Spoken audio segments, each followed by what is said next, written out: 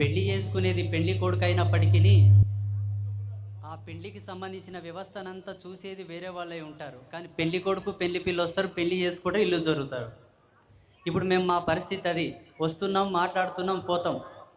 ఈ ప్లాట్ఫామ్ని ఇంత అందంగా, ఇంత క్రమబద్ధీకరణతో ఇదంతా ఏర్పాటు చేసిన వాళ్ళది అసలైన ఘనత, అసలైనటువంటి కీర్తి, యశస్సు వాళ్ళదే. కాబట్టి వాళ్ళకు కూడా మనస్ఫూర్తిగా ఆశీర్వాదం చేస్తూ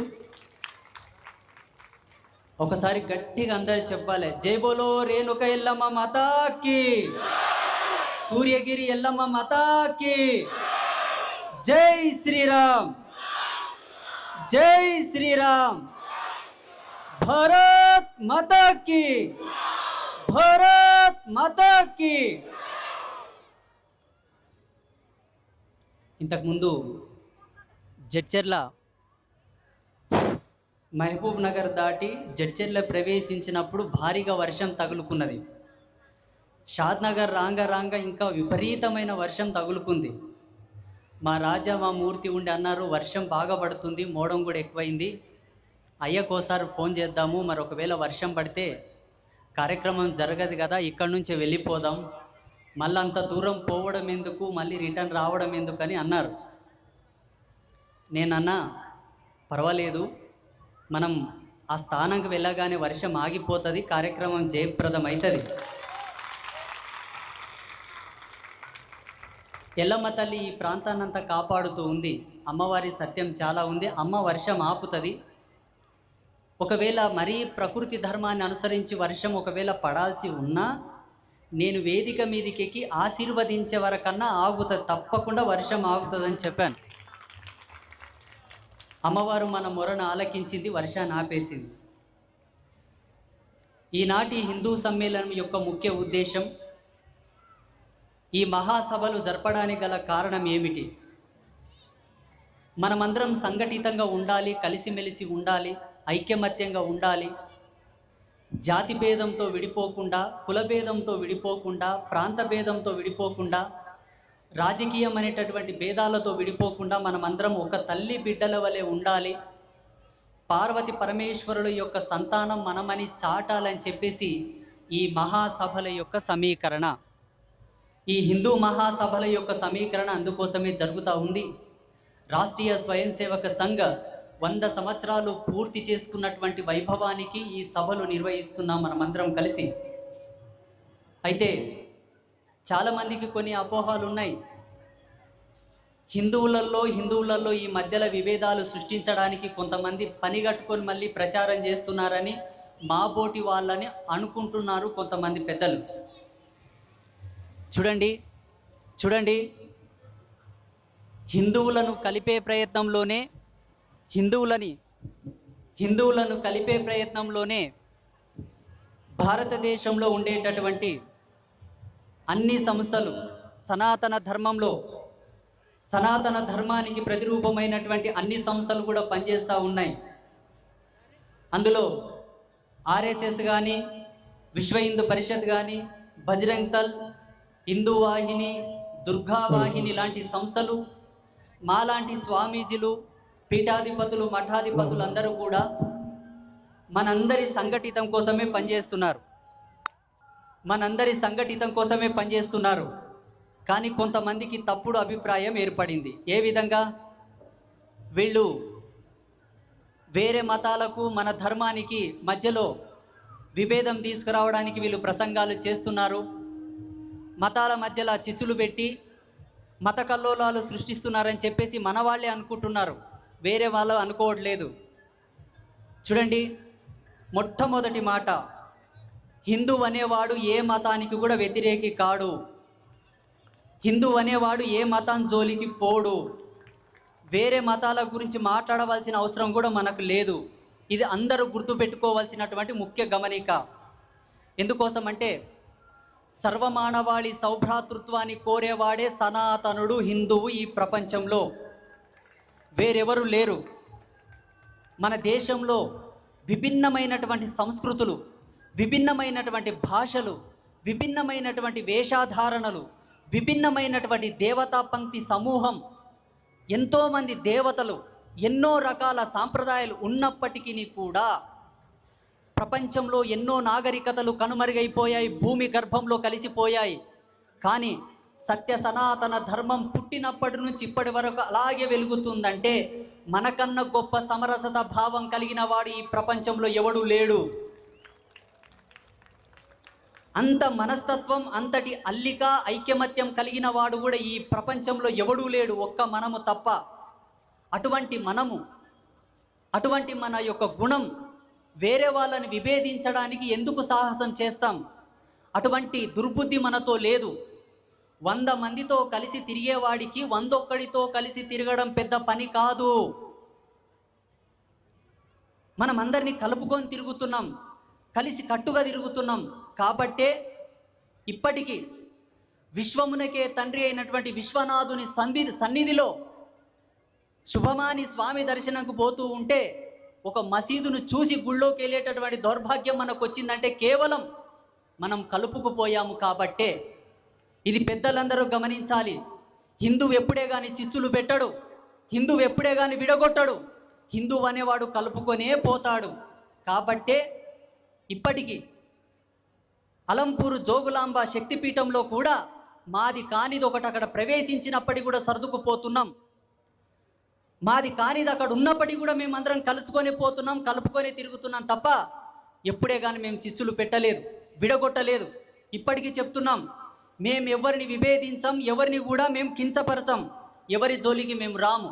అది మా గురువులు మాకు నేర్పలేదు, మా ఋషులు మాకు నేర్పలేదు. ఎందుకోసం అంటే మా ఋషులు మాకు ఒక వేద సూక్తిని చెప్పారు, వేద ధర్మాన్ని చెప్పారు.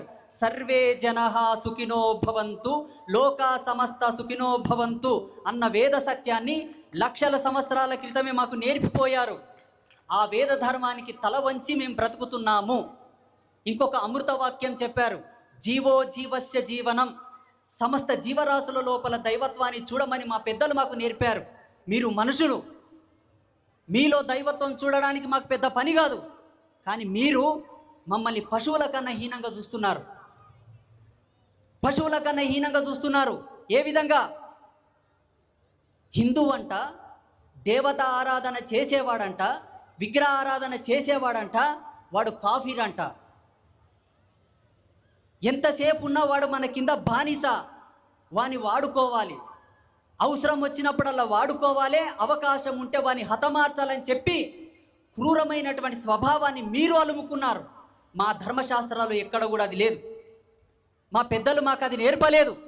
కాబట్టే ఇప్పటికీ భారతదేశంలో ఎక్కడ చూసినా, ఏ మూలన చూసినా, ఏ ప్రాంతంలో చూసినా మా గుళ్ళు గోపురాలు తగ్గిపోతున్నాయి, మీ మసీదులు, మీ చర్చిలు, మీ దర్గాలు పెరిగిపోతున్నాయి.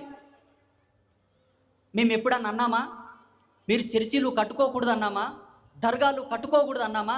అనలేదు. మీ వరకు మీరు జీవించండి, మీ మతాన్ని మీరు గౌరవించుకోండి, మీ పూజలు మీరు చేసుకోండి, మీ ప్రార్థనలు మీరు చేసుకోండి, మీ నమాజులు మీరు చేసుకోండి.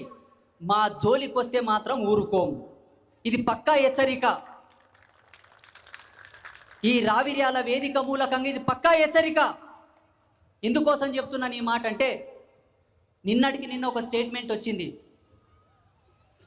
ఏదో లెన్స్ కార్డ్ అంట, లెన్స్ కార్డ్.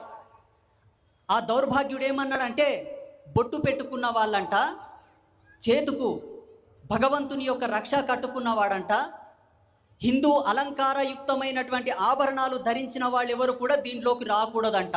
దేంట్లోకి? ఆయన స్థాపించినటువంటి ఒక వ్యవస్థ లోపలికి. ఏదో ఒకటి అద్దాల దుఃఖనమో పాడో అన్నాడంట. అది మా దృష్టికి వచ్చింది. అనవలసిన కండకావరం వానికేనికి, అనవలసిన బలుపెందుకు వానికి? ఏ దేశంలో బ్రతుకుతున్నావురా నువ్వు? ఏ దేశంలో జీవిస్తున్నావు నువ్వు? నువ్వెవడవరా మమ్మల్ని రావద్దని చెప్పడానికి? నీకు ఏమి హక్కుంది మమ్మల్ని రావద్దని చెప్పడానికి? నీకంత ఇబ్బంది ఉంటే ఈ దేశానికి దండం పెట్టి, ఈ దేశానికి కొబ్బరికాయ కొట్టి ఈ దేశం దాటిపో. పాకిస్తాన్లో పెట్టుకో, బంగ్లాదేశ్లో పెట్టుకో, అమెరికాలో పెట్టుకో. మేము ఎప్పుడన్నా అన్నామా? ఒక ముస్లిం మా షాపుల్లోకి వస్తే మేము ఎప్పుడన్నా కాదన్నామా?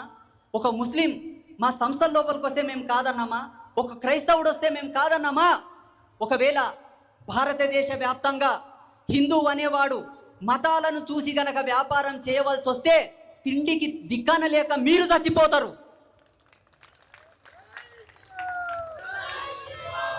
మా హిందువులు గనక కేవలం మేము హిందువులతోనే వ్యాపారం చేస్తాం, హిందువులతోనే కొంటాం, హిందువులనే చేరదీస్తాం, హిందువులనే బిజినెస్ పార్ట్నర్లుగా పెట్టుకుంటాం, హిందువులకే ఉద్యోగాలు ఇస్తాం, హిందువులనే చేరదీస్తామని గనక భారతదేశ వ్యాప్తంగా హిందువు అనేవాడు గనక గర్వించి ముందడుగు వేస్తే మీ పరిస్థితి ఏంటో ఒకసారి ఆలోచన చేసుకోండి.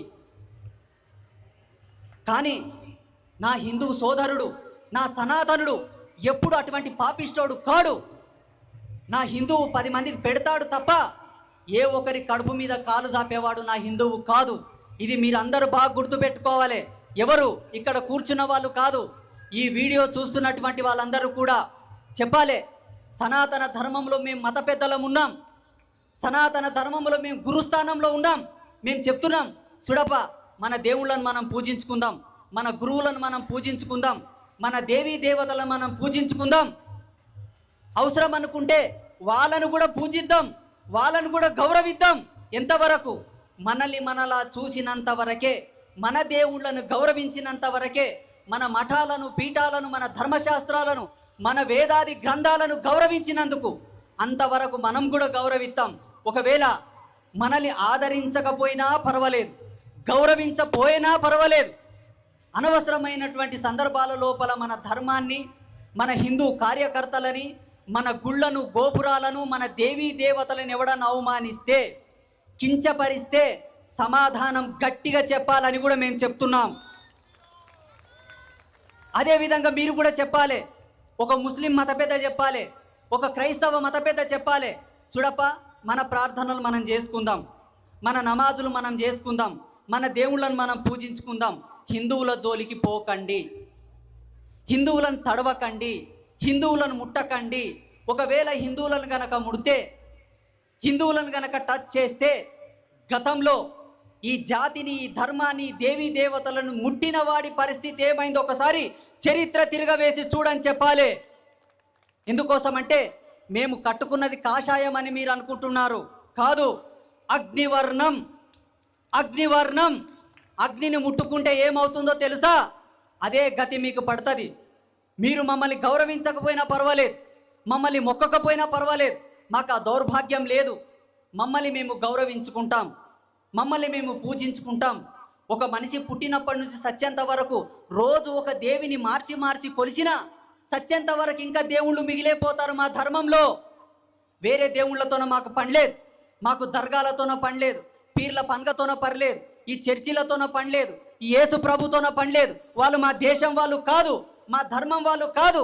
ఈ దేశం దేవతలు ఎవరంటే, పవిత్రమైన గంగా నదిలో స్నానం చేసిన వాడు ఈ దేశం యొక్క వారసుడు, పవిత్రమైనటువంటి శివలింగానికి పూజ చేసిన వాడే ఈ దేశం యొక్క వారసుడు. తిరుపతికి వెళ్ళి స్వామివారికి దండం పెట్టుకొని స్వామివారి యొక్క లడ్డు కళ్ళ కత్తుకొని నోట్లో ప్రసాదంగా స్వీకరించిన వాడే ఈ దేశం యొక్క వారసుడని మేము నమ్ముతాం. లేదు, కొన్ని తరాల నుంచి ఈ దేశంలో మేము ఉన్నాం కాబట్టి మేము కూడా ఈ దేశం యొక్క వారసులమని మీరు చెబితే, అయితే గుండెల మీద చేసుకొని చెప్పాలి, భారత్ మాతాకి. ఇది మేము ఎప్పుడు చెప్తూనే ఉన్నాం. మీరు కూడా ఈ దేశాన్ని గౌరవించే వాళ్ళైతే భారత్ మాతకు జై కొట్టాలి, వందే మాతరం పాడాలి, వందే మాతరం పాడాలి, భారత్ మాతకు జై కొట్టాలి. భారత్ మాతకు జై కొట్టినంత మాత్రాన, వందే మాతరం పాడనంత మాత్రాన మేము ఈ దేశం యొక్క పౌరులం కాకుండా పోతామా అని మీరు అనుకోవచ్చు. మీరు అనుకుంటారు ఈ దేశం పౌరులని. సర్వోన్నతమైన రాజ్యాంగం ప్రకారంగా ఈ దేశానికి తలమానికమైనటువంటి చతుర్వేదాలు, 108 ఉపనిషత్తులు, 18 పురాణాలు ఈ దేశానికి సంబంధించినవి. వాటిని గౌరవించినంత వరకే ఈ దేశం యొక్క వారసులుగా మీరు లెక్కగడతాం. అంతే తప్ప మీకు ఇష్టం వచ్చినటువంటి చట్టాలని, మీకు ఇష్టం వచ్చినటువంటి రాజకీయ కుతంత్రాలను రచిస్తామంటే ఊరుకునేది లేదు. ఏ ఒక్క హిందూ వీరుడు ఊరుకోడు. ఇన్ని సంవత్సరాలుగా మా వాళ్ళు ఊరుకున్నారు, మౌనంగా ఉన్నారు. పోనిపా పోనిపా పోనిపా పోనిపా అనుకుంటా ఇంతవరకు వచ్చారు. మొన్నటికి మొన్న ఒక ఆయన అంటాడు, ఏమంటాడో తెలుసా? మా దినం గనక వస్తే ఉరికిచ్చి కొడితే సందులు గొంతులు సరిపోవు మీరు దాక్కోవడానికి అని అంటున్నాడు. ఎవని కొడతావురా నువ్వు? కొట్టేటంత దమ్ము నీకుందా? ఆ కలేజ నీకుందా? ఏ దేశంలో ఉండి ఎవరి ధర్మంలో ఉండి, ఏ ప్రాంతంలో ఉండి ఎవరిరా నువ్వు కొట్టేవాడవు? గతంలో నీ తాత ముత్తాతలు మా మీన దండయాత్ర చేయగా వాళ్ళ పరిస్థితి ఏందో ఒకసారి ఝాన్సీ లక్ష్మీబాయి చరిత్ర చదువు, ఛత్రపతి శివాజీ మహారాజ్ చరిత్ర చదువు. ఎందుకు అనాలి ఈ విషయం? మా దాంట్లో కూడా రాజకీయ నాయకులు ఉన్నారు. మా ఎమ్మెల్యేలు ఒక్కరని స్టేట్మెంట్ ఇచ్చారా? మా మంత్రులు ఈ స్టేట్మెంట్ ఇచ్చారా? మా ముఖ్యమంత్రులు ఈ స్టేట్మెంట్లు ఇచ్చారా? మా రాజకీయ నాయకులు, మా హిందువులు ఒక్కరన్న ఇటువంటి మాట అన్నారా? మా వాళ్ళు అన్నారు. ఇంకా మా వాళ్ళు ఏం చేస్తారు? ఇఫ్తార్ విందుకు వెళ్తారు, ఈస్టర్ డే ప్రార్థనలకు వెళ్తారు. మీరు టోపీ పెడితే టోపీ పెట్టుకుంటారు, మీరు ఇచ్చిన హలీం తింటారు, కలీం తింటారు, అన్నీ తింటారు. ఎందుకంటే నా హిందువుకి, నా ధర్మంలో పుట్టిన ప్రతి ఒక్కరికి కలుపుకుపోవడం, కలిసిమెలిసి ఉండడం వెన్నతో పెట్టిన విద్య. మా వాళ్ళు ఇంత గొప్ప సహృదయంతో ఉంటూ ఉంటే మీరెందుకు పుల్లలు కొట్టే మాట్లాడతారు? అంతకుముందు పెద్ద మనిషి అన్నాడు, 15 నిమిషాలు సమయం ఇస్తేనంట, 15 నిమిషాలు పోలీసులను పక్కన పెడితేనంట ఆయన ప్రతాపం ఏందో చూపుతాడంట. 15 నిమిషాలు కాదు, గంట టైం ఇస్తాం, నెల టైం ఇస్తాం, సంవత్సరం టైం ఇస్తాం. ఏం చేస్తావు? చేసి చూపెట్టు. ఏం చేస్తావు? చెయ్యి. మేమేమైనా గాజులు తోడుకొని కూర్చున్నాం అనుకుంటున్నావా? మేమేమైనా గాజులు తోడుకొని కూర్చున్నామా? చూడండి, ఇది హెచ్చరిక కాదు. ఆ కాలం పోయింది. ఒకరినొకరి మీద దాడులు చేసుకోవడం, రాజ్యాలు ఆక్రమించడం, రాజ్యాలని ఆక్రమించుకొని వాళ్ళ ధర్మపత్నులను అనుభవించే దినం పోయింది. ఇది టెక్నాలజీ జనరేషన్, ఇది కంప్యూటర్ కాలం. ఏ మూలాన ఏమి జరుగుతుందో ఒక్క సెకండ్ల ప్రపంచం అంతా చూస్తుంది. ఆనాటి ఉగ్రవాద ప్రేరేపిత కాలం అంతా అయిపోయింది. ఇప్పుడు వచ్చిన కాలం ఏంటంటే అందరం కలిసిమెలిసి బ్రతకాలి, అందరూ కలిసికట్టుగా జీవించాలి. దానికి ఎప్పుడైనా ఎక్కడైనా ప్రపంచ నలుమూలల్లో సనాతనుడు అనేవాడు ముందుగా ఉంటాడు. మేమందరినీ కలుపుకొని జీవిస్తాం, కలుపుకొనే బ్రతుకుతాం. కానీ ఈ పిచ్చి పిచ్చి స్టేట్మెంట్లు మాత్రం ఇవ్వకండి. అది ఏ మతం వాళ్ళైనా పర్వాలేదు, క్రైస్తవమైనా పర్వాలేదు, మహమ్మదీయమైనా పర్వాలేదు, హిందూ ధర్మమైనా పర్వాలేదు. ఏమిటి? మాకు అవకాశం వస్తే మిమ్మల్ని లేచి పడేస్తాం, మేమే బ్రతకాలే, మేమే జీవించాలే, మేమే ఉండాలి, మేము మాత్రమే బ్రతకాలని మాత్రం మాట్లాడకండి. ఎందుకోసం అంటే ప్రకృతికి ఒక ధర్మశాస్త్రం ఉన్నది, ప్రకృతికి ఒక న్యాయస్థానం ఉన్నది, యూనివర్సల్కో లా సిస్టమ్ ఉంది. ఏమిటో తెలుసా? నా అన్నవాడెవడు కూడా చరిత్రలో మిగలలేదు, నేనే ఉండాలనుకున్న వాడెవడు కూడా బాగుపడ్డట్ల చరిత్ర లేదు. ఎందుకోసం అంటే మా రామాయణం ఒక ఆదర్శం. రామాయణంలో రాముడు అందరూ కావాలన్నాడు, రావణుడు నేనే ఉండాలన్నాడు. నేనే ఉండాలనుకున్నవాడు పోయాడు, అందరు ఉండాలనుకున్నవాడు మిగిలిపోయాడు. మహాభారతంలో కూడా అదే జరిగింది. పాండవులు ధర్మంగా ఉన్నారు, కౌరవులు అధర్మంగా ఉన్నారు. అధర్మంగా ఉన్నవాడెవడు కూడా మిగిలలేదు, ధర్మంగా ఉన్నవాడే మిగిలిపోయాడు. మా సనాతనులకు ఇది వెన్నతో పెట్టిన విద్య. లక్షల సంవత్సరాల నుంచి మా ఋషులు, మా గురువులు, మా పీఠాధిపతులు మాకు ఇది నేర్పుతున్నారు. ఏమని? చూడప్ప, అందరినీ కలుపుకొని బతుకు, అందరితో కలిసి జీవించు, అదే ధర్మం, అదే గెలుస్తుంది. అందుకే వేదశాస్త్రాల్లో చెప్పారు, ధర్మో రక్షతి రక్షిత, కేణో ధర్మ అని ప్రశ్న వేసింది ఉపనిషత్తు. దానికి సమాధానం ఏంటో తెలుసా? సమస్త జీవరాశులని కలుపుకొని బ్రతుకు, అది ఏ ధర్మం. అప్పుడే ధర్మాన్ని నువ్వు ఆచరించినట్లు ఆ ధర్మం నేను కాపాడుతుందని మా హిందువులకు చెప్పారు. కాబట్టి మిమ్మల్ని కూడా ఆదరించాం, మిమ్మల్ని కూడా కలుపుకొని జీవిస్తున్నాం. ఇప్పటికీ మాకు ఇబ్బంది లేదు. కలిసిమెలిసి బ్రతుకుదాం, కలిసిమెలిసి జీవిద్దాం. ఒకరి మీద ఒకరికి దాడి చేసుకుంటే ఏమొస్తుందండి? మొన్న ఇరాన్ మీద బాంబులేసిరి, ఏం మిగిలే? కూలిపోయిన భవంతులు, పడ్డ శవాలు, తల్లిదండ్రులను కోల్పోయిన పిల్లలు, పిల్లల్ని కోల్పోయిన తల్లిదండ్రులు, తిందామంటే తిండి లేదు, కడదామంటే బట్ట లేదు. ఇన్నాళ్ళు జీవించి, ఇంత కష్టపడి జీవించి, ఇంత మంచిగా జీవించి చివరికి బాంబులు వేసుకోవడానికే మానవ జాతి యొక్క వికాసం. ఇంత మంచిగా బ్రతికి ఒకరినొకరిని చంపుకోవడానికే మన ఈ టెక్నాలజీ, ఈ డెవలప్మెంట్. అరే, యుద్ధం చేయవలసి వస్తే ప్రపంచం అంతా కలిసి, ఈ భూగోళం అంతా కలిసి వేరే భూమి మీద యుద్ధం చేయలే, వేరే గ్రహాల మీద దాడి చేయలే. కానీ ఈ భూమిలో బ్రతికిన మనము, ఈ భూగ్రహంలో జీవించే మనమంతా కొట్లాడితే ఏమొస్తుంది? ఏమొస్తుంది? పోనీ వాస్తవం చెప్తున్నా, అమ్మతోడు భూదేవి సాక్షి, సూర్యగిరి ఎల్లమ్మ తల్లి సాక్షిగా చెప్తున్నా, మన హిందూ ధర్మశాస్త్రంలో ఎక్కడ కూడా లేదు మనమే బ్రతకాలి, మనమే జీవించాలి, మనం మాత్రం ఉండాలని ఎక్కడ లేదు, వాస్తవంగా లేదు. సత్య ప్రమాణ సాక్షిగా, సత్య సనాతన ధర్మ సాక్షిగా ఎక్కడ లేదు. కానీ కొన్ని మతాలంట ఏమంటాయో తెలుసా? మా దేవుడే సత్యం, మా గ్రంథమే సత్యం, మేమే ఉండాలి, ప్రపంచంలో మేం మాత్రమే ఉండాలి. సరే ఉంటావు, బాగుంది. మీ దేవుడే సత్యమై మీ గ్రంథమే సత్యమైతే మళ్ళీ మీ దేవునికి ఏమైనా బుద్ధి లేకుండా మమ్మల్ని ఎందుకు పుట్టించిండు? మిమ్మల్ని పుట్టించి అయిపోతుండే కదా ప్రపంచమంతా మీరే ఉంటే అయిపోతుండే కదా. మళ్ళీ మీ దేవుడు ఏమైనా కలుదాయి మమ్మల్ని పుట్టించిండా, కాడువాడి మమ్మల్ని పుట్టించిండా? It's my question. ఎవరైనా ఆన్సర్ ఇస్తారా? సరే అప్ప, మీరు పుట్టిండ్రు, బాగుంది, మీ దేవుడు మిమ్మల్ని పుట్టించిండు, మళ్ళీ మమ్మల్ని ఎందుకు పుట్టించిండప్పా? భారతదేశాన్ని ఎందుకు సృష్టించాడు? ఈ భారతదేశంలో గంగా నది ఎప్పుడు పుట్టిందో మానవుని యొక్క విజ్ఞానానికి తెలియదు. కైలాస పర్వతం ఎప్పుడు ఏర్పడిందో ఎవరికి తెలియదు. ఈ దేశంలో ఎన్నో ఆలయాలు ఇంకా మిస్టరీగా మిగిలిపోయాయి. వాటి మీద రీసెర్చ్ చేయడానికి ఇప్పుడున్న సాంకేతిక పరికరాల యొక్క వయసు సరిపోవట్లేదు. మళ్ళీ ఇవన్నీ ఎక్కడి నుంచి వచ్చినాయి? ఇవన్నీ ఎవడు సృష్టించాడు? ఇవి